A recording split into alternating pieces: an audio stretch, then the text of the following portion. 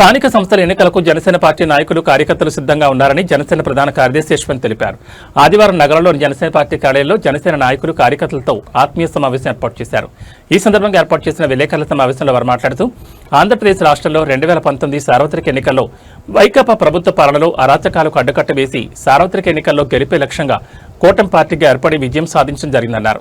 నాడు పార్టీ గెలుపు కోసం కష్టపడి పనిచేసిన నాయకులకు కార్యకర్తలకు స్థానిక సంస్థల ఎన్నికల్లో అవకాశం కల్పించడం జరుగుతుందని జనసేన పార్టీ వ్యవస్థాపకులు రాష్ట్ర ఉప ముఖ్యమంత్రి పవన్ కళ్యాణ్ హామీ ఇచ్చారని తెలిపారు.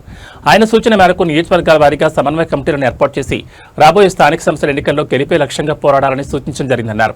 ఈ కార్యక్రమంలో నగర అధ్యక్షుడు సంతోష్ నాయుడు, రాయలసీమ కోఆర్డినేటర్ పుష్ప, మాజీ కార్పొరేటర్లు శ్రీకాంత్, పూర్ణ, రెడ్డిగుంట కిషోర్, పోలచందు, ప్రముఖ న్యాయవాది రఘు, ఇతర జనసేన నాయకులు పాల్గొన్నారు. మనల్ని అనగదొక్కాలనుకునే దుష్ట శక్తులకు కానీ మనమే అవకాశాలు ఇచ్చినట్టు ఉంటుంది.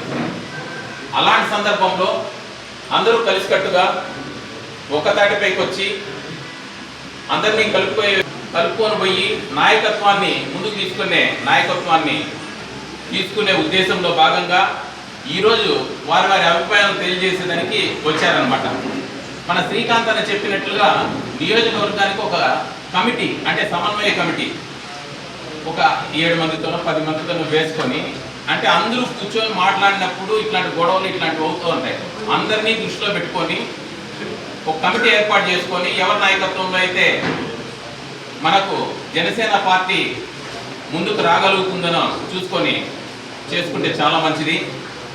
ఇంకొక శుభసూచకం ఏమంటే, జనసేన పార్టీకి ఇందాక మన మిత్రులు చెప్పినట్లు యువత శాతం ఎక్కువ. ఏ పార్టీకి లేనంత యువత శాతం జనసేన పార్టీకి ఉంది. ఇది వాస్తవంగా శుభసూచకం. ఒక దేశం అభివృద్ధి చెందాలంటే యువత శాతం. గత కొన్ని రోజులుగా జనసేన పార్టీలో జరుగుతున్నది విషయాలను మీరంతా గమనిస్తా ఉన్నారు.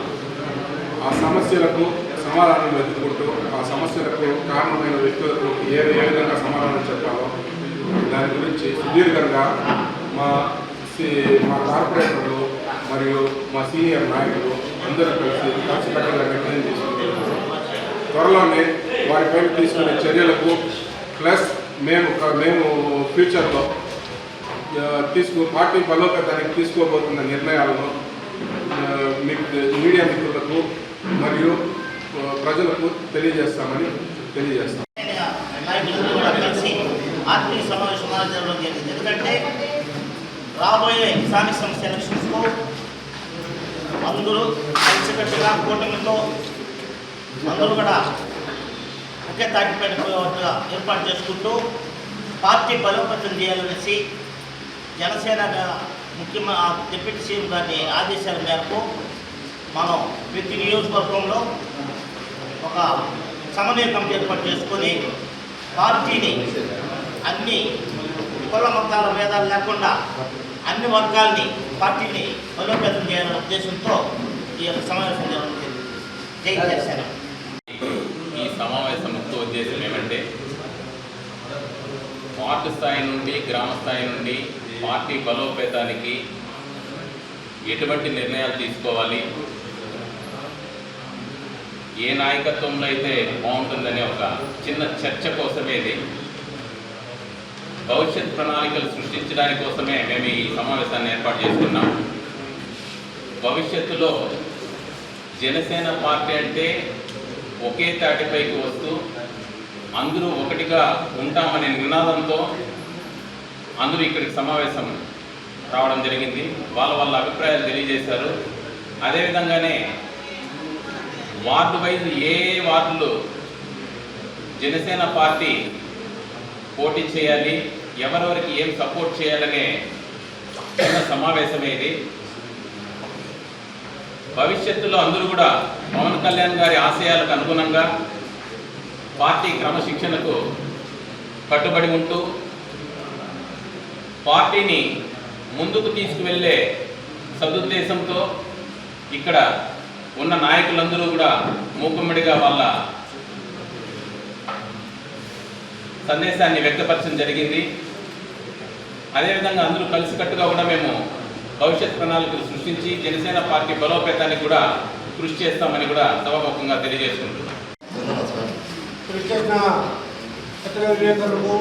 మా జనసేన నాయకులకు సీనియర్ లీడర్లకు, కార్యకర్తలకు, వీరమహిళలకు ప్రతి ఒక్కరికి పేరు పేరు నమస్కారం తెలియజేస్తూ ఈరోజు మేము ఈ మీటింగ్ పెట్టుకోవడానికి ముఖ్య ఉద్దేశం ఏమనగా మాలో ఒక నాయకత్వ లోపం అనేది ఒకటి పొరపాటు ఉంది. దాన్ని సరి చేసుకుంటూ మళ్ళీ రానున్న ఇప్పుడు లోకల్ బాడీ ఎలక్షన్లో కార్పొరేషను, సర్పంచ్, ఎంపీటీసీ, జడ్పీటీసీ ఎలక్షన్లో ఎలా ముందుకెళ్ళాలి, మన పార్టీని ఎలా బలోపేతం చేసుకోవాలనేసి ఒక నిర్దేశం కోసం ఈరోజు మేము మీటింగ్ పెట్టుకోవడం జరిగింది. దాంట్లో మేము భాగంగా మేము చర్చించుకొని మేమందరూ కూడా ఐక్యమత్యం ఒక నిర్ణయానికి వచ్చి మాలో మేమే ఇప్పుడు అందరూ కలిసికట్టుగా ఒక నాయకత్వంలో ఏర్పాటు చేసుకొని ఇంకా రేపు నుంచి జరగబోయే ప్రతి ప్రోగ్రాంలో ప్రతి పార్టీ గవర్నమెంట్ ఆఫీస్ ప్రోగ్రాంలో కానీ ప్రతి ప్రోగ్రాంలో మేము అందరూ కలిసికట్టుగా ముందుకెళ్తామని తెలియజేస్తూ అదేవిధంగా మళ్ళీ ఇంకోటి ఏమంటే వారము గ్రామ పంచాయతీలో ఏదో ఊర్లో కానీ మళ్ళీ అదే వార్డులో కార్యకర్తలకి, మీడియా వాళ్ళందరికీ నమస్కారం. ఈరోజు ఇక్కడ మేము పెట్టుకున్న సమావేశానికి ముఖ్య ఉద్దేశం స్థానిక సంస్థల ఎన్నికలు వస్తున్నాయి.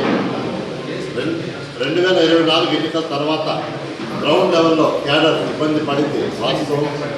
కార్యకర్తలు కొంత అసంతృప్తితో ఉన్నారు కాబట్టి ఈరోజు మా రాయలసీమ ఇన్ఛార్జ్ ఆర్ఎన్ శ్రీనివాసులు గారి ఆధ్వర్యంలో ఆయన ఆదేశాల ప్రకారం కార్యకర్తలందరికీ ఉన్న డౌట్ కానీ రేపు ఎలక్షన్లో మనం నడవాల్సిన విధానం గురించి కానీ స్పష్టంగా చర్చించుకోవడం జరిగింది.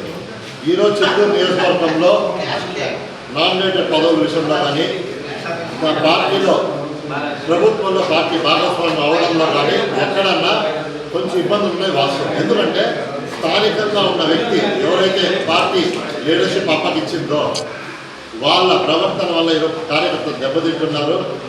నామినేట్ పదవుల్లో సీనియర్లకు దర్శకుండా పోవడానికి కారణం వాస్తవం. తప్పులు జరిగినాయి ఒప్పుకుంటాను. వీటన్నింటినీ సరిదిద్దే కార్యక్రమం ఈ రోజు నుంచి మొదలైంది. చిత్తూరు జనసేన పార్టీ